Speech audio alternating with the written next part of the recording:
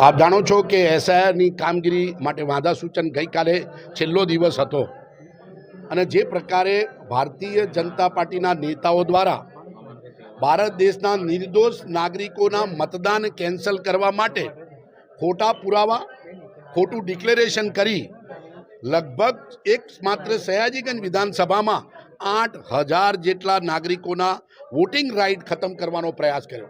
આપ જાણો છો કે લોકશાહી એટલી મોટી મજબૂત હોય અને એમાં કોઈનું નાગરિકને વોટિંગ કરતો રોકવો એ આપણો મોટો ગુનો છે। મૂળભૂત અધિકાર આપણો હોય અને કોઈ ભારતીય જનતા પાર્ટીના નેતાઓ મતદારોના મતદાન કેન્સલ કરી ચૂંટણી જીતવા માટે આ પ્રકારનું હલકી કક્ષાનું કામગીરી કરી છે।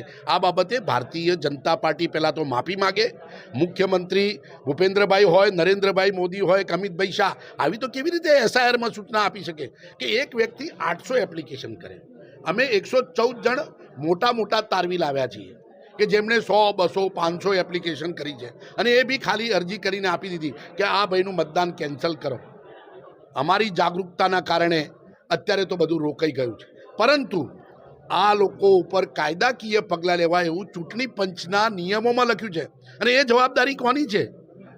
મુખ્ય ચૂંટણી અધિકારી વડોદરા એટલે કલેક્ટરની છે। આ તમામ લોકો ઉપર એફઆઈઆર થાય, એમના ઉપર સજાની કાર્યવાહી થાય, કારણ કે એમને ડિક્લેરેશન કર્યું નથી, એમની પાસે પુરાવા નથી।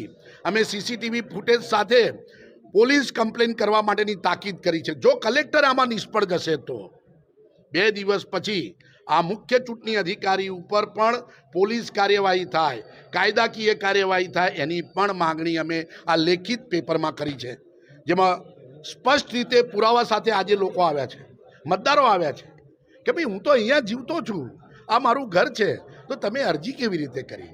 અને એ અરજી કરવી ભારતીય બંધારણની ન્યાય સંહિતાના નિયમ મુજબ મુખ્ય ગુનો છે અને કાયદાકીય પ્રમાણે કલેક્ટર સાહેબે પહેલાં લખીને જ આપેલું છે કે આ 1 વર્ષની સજાપાત્ર ગુનો છે અને એના માટે ફરિયાદ કરવા માટે આજે અમે તાકીદ આપી છે।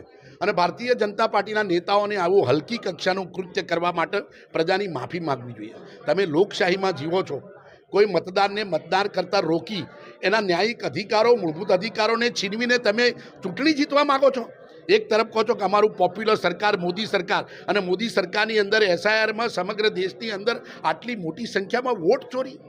આ નાગરિક હોય એનું મતદાર જીવતો હોય એનું મતદાન કેન્સલ કરી દેવું, એના પાછળ ગુનો બને છે અને એ ગુનો માટે સજા માટે ફરિયાદ કરવાની સત્તા ચૂંટણી અધિકારીની છે અને આજે અમે તાકીદ કરી છે કે 2 દિવસમાં આનો નિર્ણય લેવામાં આવે।